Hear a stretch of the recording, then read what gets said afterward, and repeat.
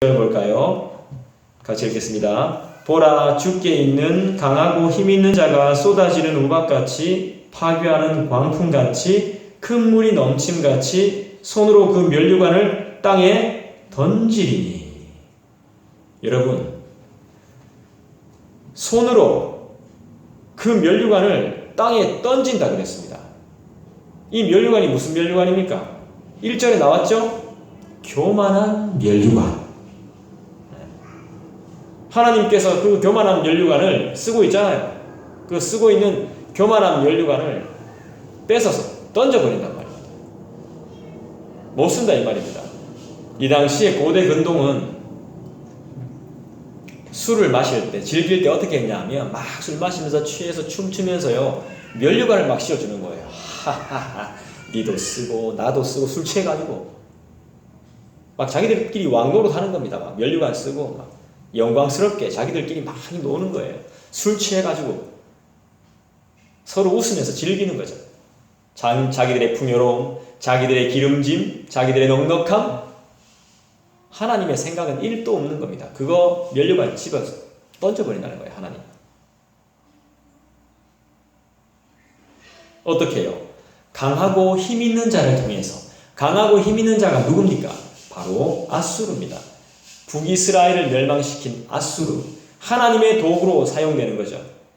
아수르 사람들이 얼마나 잔인합니까? 그 가장 잔인하고도 악질인 민족을 사용해서 북이스라엘을 멸망시키는 거예요.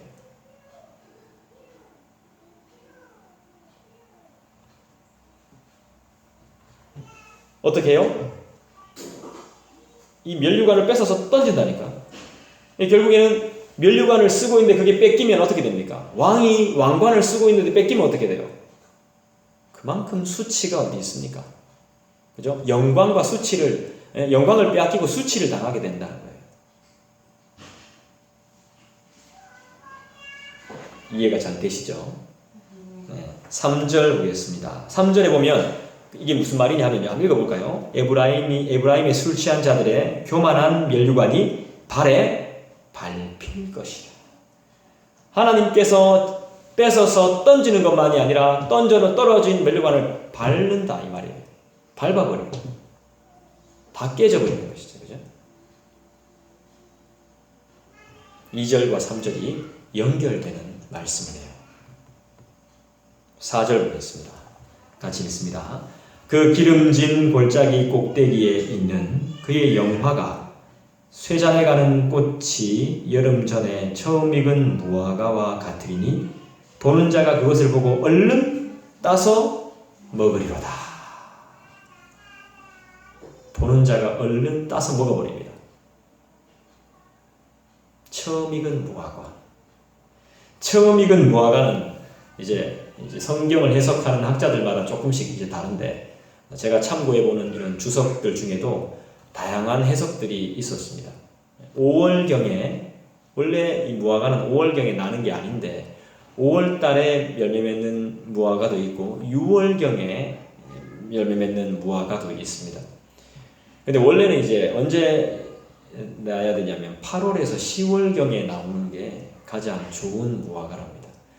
그래서 이제 이 5월달에 6월달에 이른 시기에 나온 무화과는 상품의 가치가 없다고 말하는 학자도 있고 어떤 사람들은 이게 크고 희귀해서 소비가 금방 된답니다.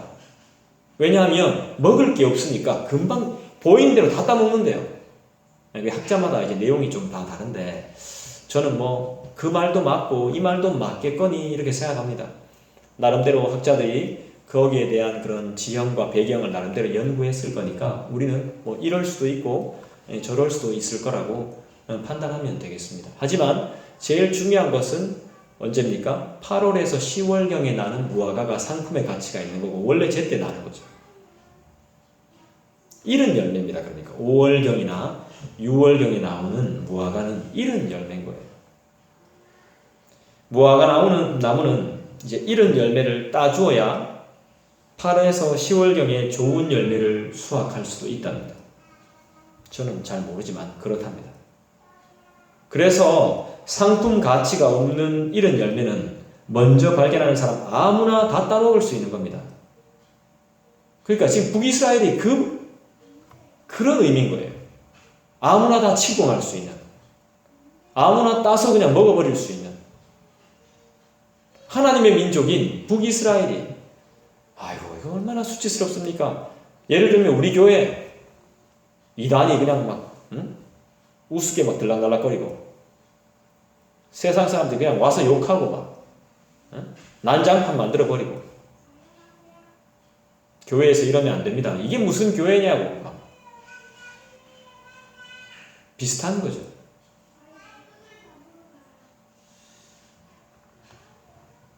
이처럼 북이스라엘의 운명은 이방 나라들이 쉽게 취할 수 있는 풍전등화와 같은 상태에 있었습니다.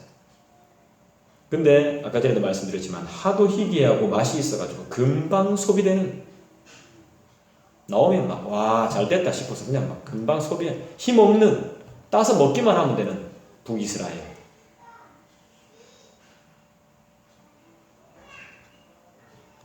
신약에서 예수님이 무화과 나무를 저주하는 장면이 나오죠. 이건 왜 저주하겠습니까? 이런 열매를 내야 되는데 이런 열매조차 내지 않는 겁니다. 이 무화과 나무가. 이런 열매를 내고 이런 열매를 따야 뒤에 이제 8에서 10월달경에 나오는 또 좋은 열매가 있는데, 처음에부터 아예 열매를 안 맺는 거예요. 무화과 나무 구실을 못하는 겁니다.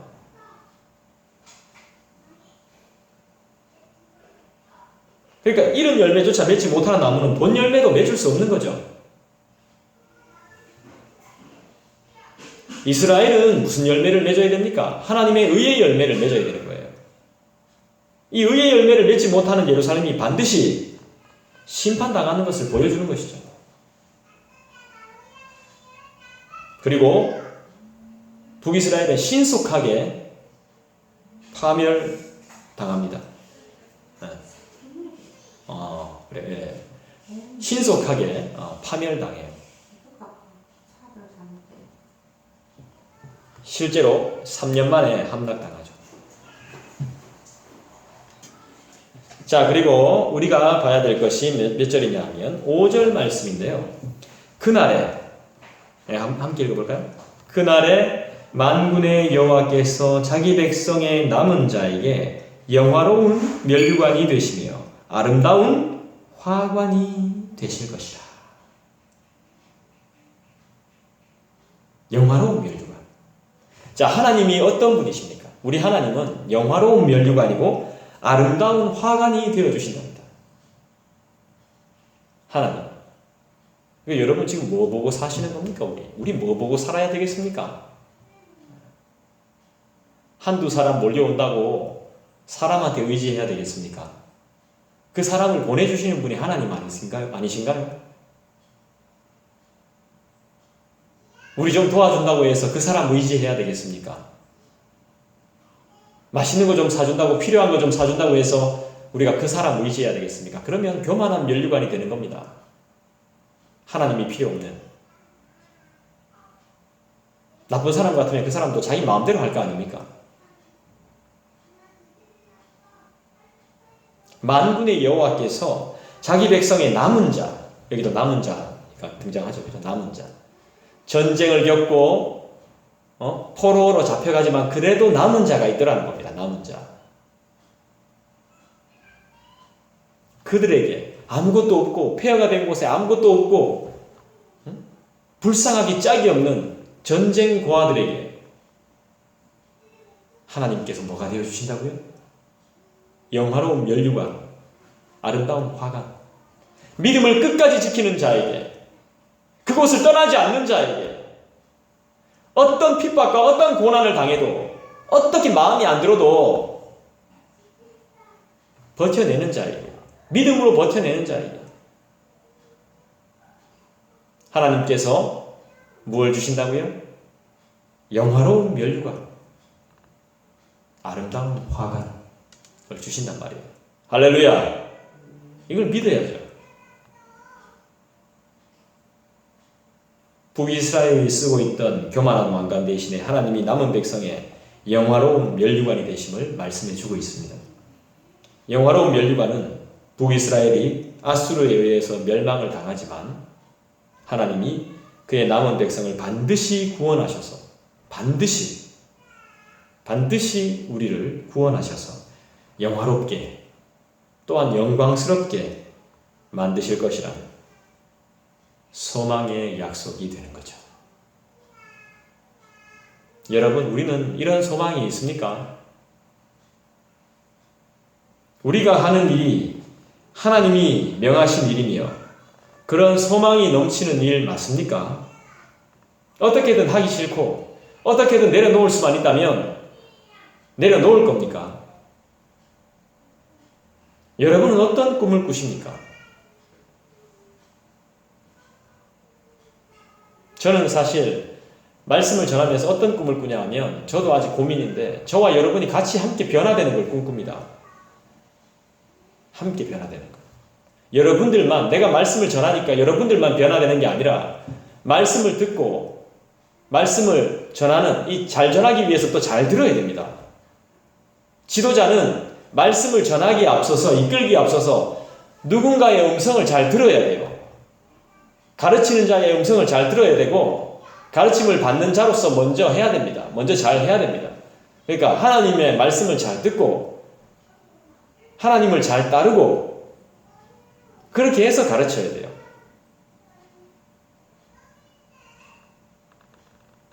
구원의 완성을 소망하십니까? 여러분, 구원의 확신이 있으십니까?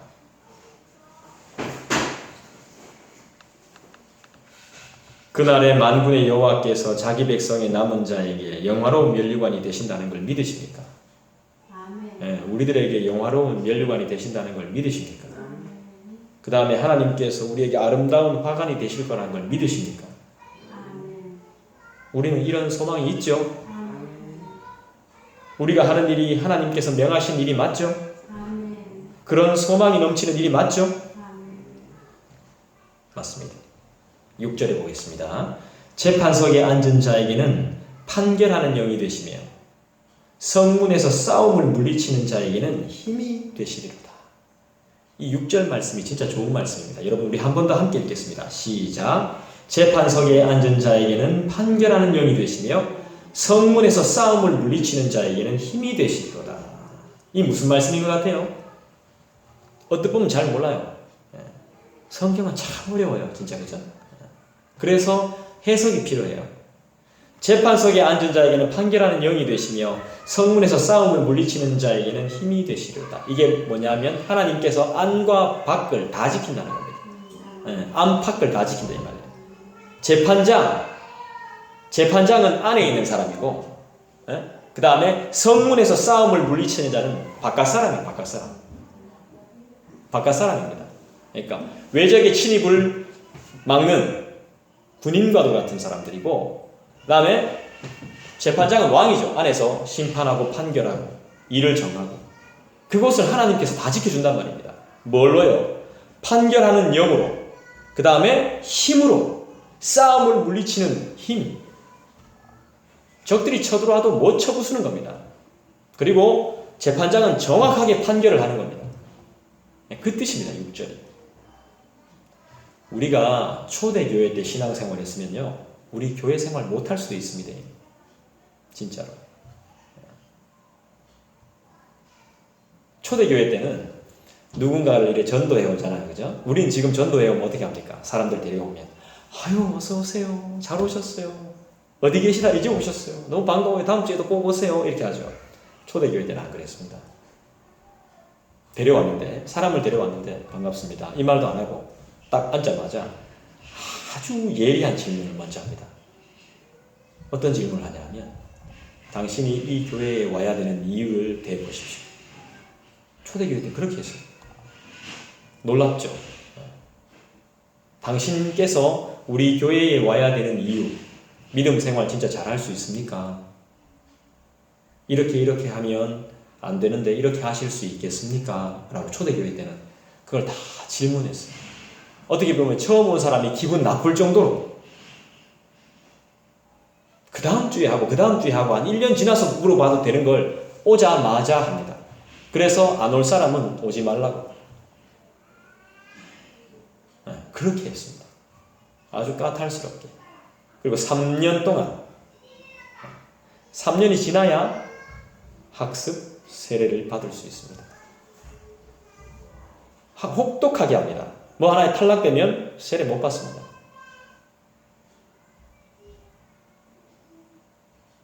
그리고 주기도문도 아주 조심스럽게 고백하게 했던 걸로 제가 알고 있습니다. 이 틀린 걸 수도 있습니다만, 왜냐하면 아직 교회 회원으로 등록이 안 됐는데 어떻게 주기도문을 합니까? 하늘에 계신 우리 아버지여로 시작하잖아요. 등록이 안 된 사람, 믿음이 없는 사람, 믿음을 가지지 못한 사람에게 하나님은 아버지가 되실 수 없거든요. 저는 사실을 이야기하는 거예요. 거짓말하는 거 아닙니다. 이게 제가 잘못 알고 있는 정보일 수도 있지만 잘못됐으면 제가 다시 나중에 말씀드릴게요. 그 정도로 엄격했어요. 그 정도로. 그래서 사람들은 기다리는 겁니다.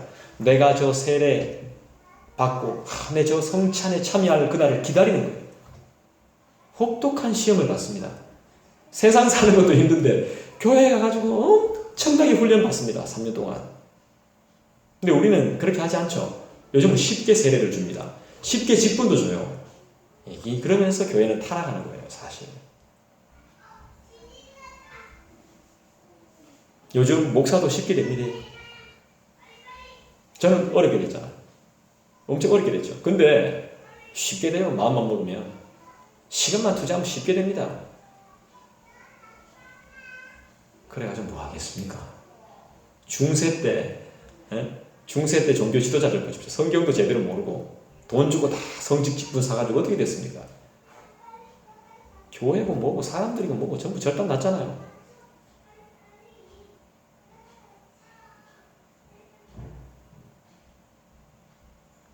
판결하는 영, 우리의 힘.